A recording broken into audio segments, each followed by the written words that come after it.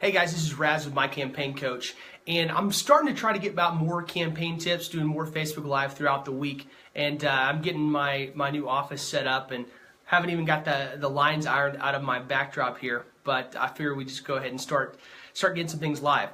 The tip I want to talk about today is that no candidate should ever be their own campaign manager. A lot of folks, as they're getting started, it seems like an easy way to cut costs, to centralize things, but what it often turns into is a distraction, and it's often because of a character weakness and that they're not able to delegate tasks. Whether you got the money to pay somebody or whether it's a volunteer, it can be your brother, it can be somebody you hired that has a long resume. Obviously, the more campaign experience, the potentially better they can be at the job. But the most important thing is that it's not you. One of the biggest things about that is that your job as the candidate, whoever the candidate is, their job is to talk to voters and talk to donors. Your administrative time and the time that you're focused on being in the campaign as far as in the function of it should be minimal. As a matter of fact, I would say that if you're spending more than 10 to 15% of your campaign related time working in the campaign, then you're not working on it.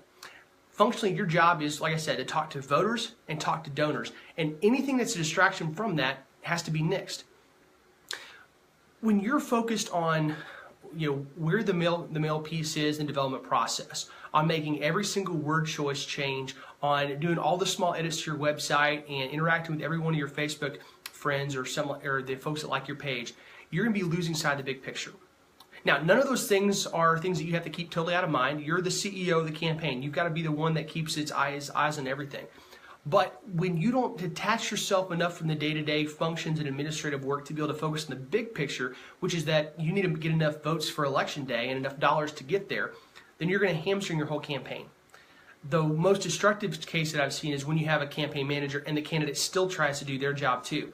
Not only do you have a duplicative effort in that area, but usually they're falling all over themselves. The campaign manager doesn't feel trusted. They don't learn to exercise autonomy or exercise initiative in their work. And the candidate, they're never going to let go. So as a candidate, you have to realize that, one, you have to trust the person you're bringing on. Trust in them and the fact they're going to look out for you and be a good ambassador for your brand is absolutely critical and is honestly more important to me than experience. A lot of those lessons can be taught, and that's part of what we do at My Campaign Coach, is trying to help take people with the right intangibles and give them the tangible education and information needed to be an expert at their job.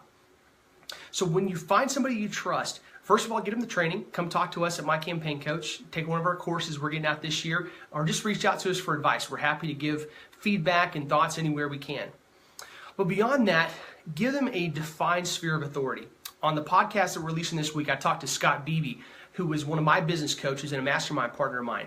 And one of the areas we talked a lot is about job roles. You have to define a role before you bring anybody into it. And you have to fit them to the role, not the role to the person. So as you're bringing people in and you found people you trust, you've got them the right training, and now you're giving them the right job role. That's setting them up for success, which means you're setting your campaign for success. So those are critical steps. And they all feed back into the idea that you've got to have somebody else other than you managing the campaign. Because if you're doing that, you're not doing your job. Now, in the beginning phases of a campaign, you may have to carry a lot of the different loads. And that may mean that you've got to either have a volunteer that's helping out on the campaign management side, or that you've got to find somebody that's willing to work for very low amounts of money. Some people feel like this forces them into picking somebody and bringing somebody on as a campaign manager that they're not going to stick with the whole time, or that doesn't have the right experience. And I don't believe that's necessary. If you are willing to take the time and invest in them, then you can typically find somebody. And it may not be for forever. They may not be the eventual long-term campaign manager, but they may be the best you can do right now. And let them know from the outset that here's what we need in a long-term campaign manager. And our goal is to build you into that. Once again, training and experience are renewable, or they're assets that you can build over time. They're not fixed. And so be constantly investing in your people. And that's going to help you over time. You're going to be able to grow that sphere of authority they have, build your confidence in them, and be able to delegate more tasks to them. So focus on whatever you do. Don't be your own campaign manager. Identify the right people that have the intangibles, train them well, and then let them go. Build that role for them and let them run with it. Over time, you're going to be able to lengthen that leash. Just like a parent that's going to be able to give their teenager more and more autonomy, you're going to be able to give them more and more over time. But focus all of your efforts with that person on building that relationship so that you can feel comfortable giving that to them.